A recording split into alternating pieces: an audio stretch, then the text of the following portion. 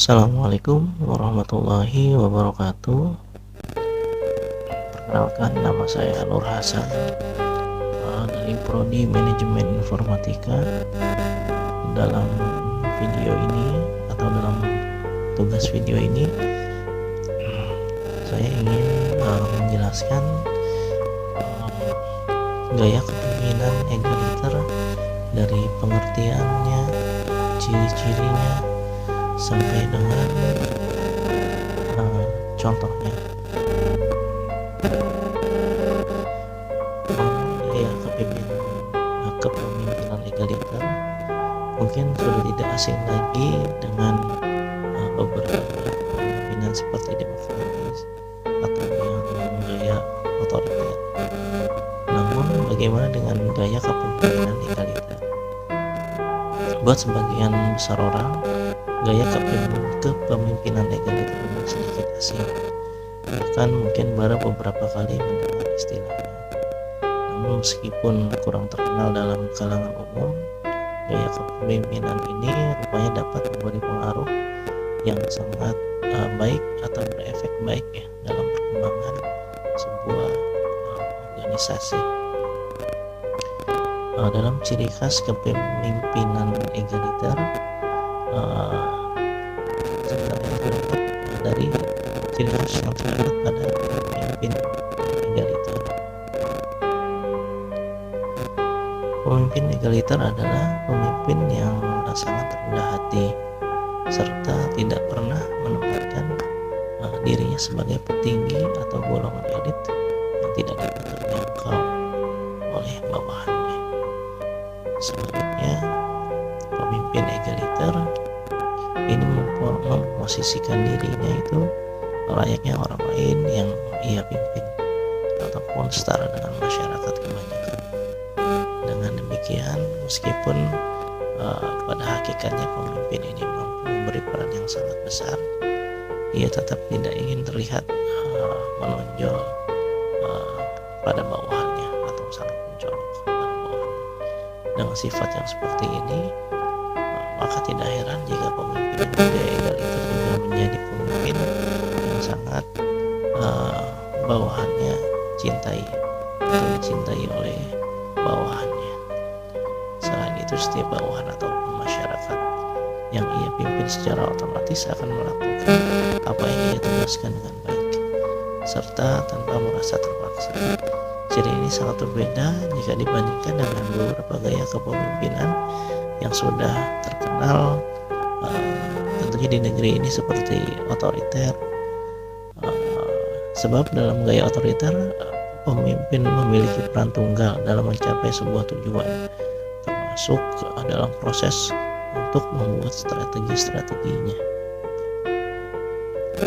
Sedangkan kalau untuk kepemimpinan egaliter, pemimpin berusaha membangun sebuah kerjasama yang baik dengan siapapun yang terlibat dalam organisasinya dan turut melibatkan bawahan-bawahannya meski untuk hal yang penting. Pada dasarnya pemimpin egaliter meyakini bahwa semua manusia lahir memiliki dengan hak-hak yang sama, sehingga tidak ada sebuah perbedaan besar antara orang yang satu dengan yang lainnya. Maka dalam hal pengambilan keputusan sekalipun, pemimpin akan memberi kesempatan agar setiap orang mengeluarkan pendapatnya. Namun tentu saja pendapat yang muncul harus merupakan pendapat yang baik, berbobot, dan dapat dipertanggungjawabkan.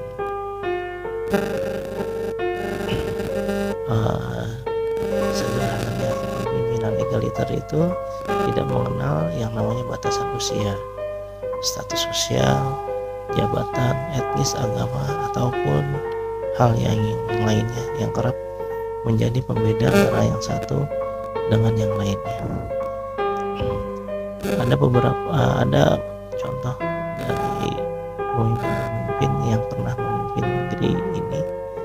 Salah satunya adalah Bapak Habibie.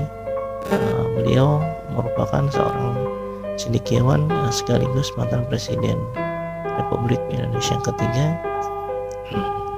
yang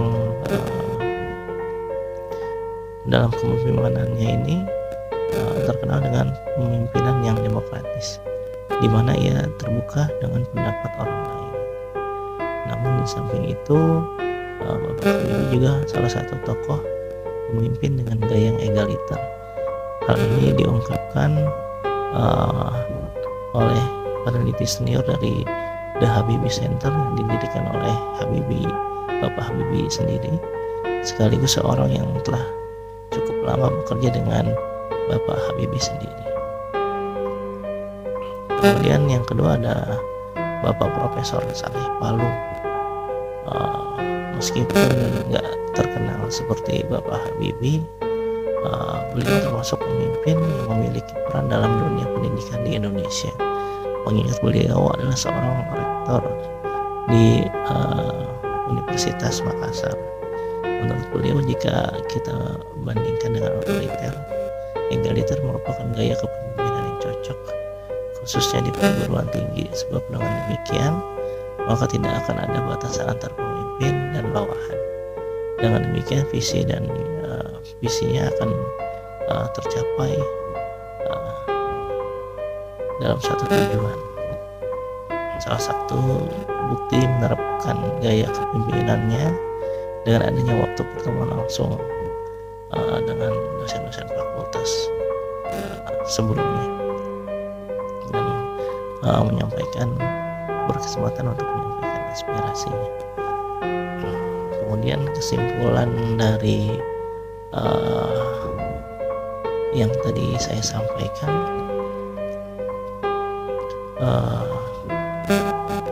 dalam mengenai gaya kepemimpinan egaliter, kita bisa menerapkannya sehingga menjadi pemimpin yang dicintai oleh bawahannya. Dalam diri kita pun bisa untuk menerapkan kepemimpinan egaliter, baik di rumah ataupun dalam universitas. Walaupun pastinya sulit untuk langsung diterapkan, kita bisa melakukan sedikit demi sedikit dengan meniru atau mencontoh tokoh-tokoh yang tadi disebutkan seperti Bapak Habibie dan Profesor Palu. Ya, juga kita bisa memulai dengan mengorganisasi diri sendiri seperti bijak dalam mengatur kondisi yang ada dalam masyarakat atau diri kita.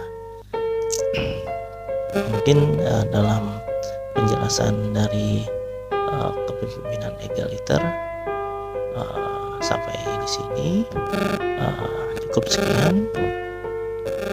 Bila ada kesalahan mohon dimaafkan. Wabillahi taufiq wal hidayah. Assalamualaikum warahmatullahi wabarakatuh.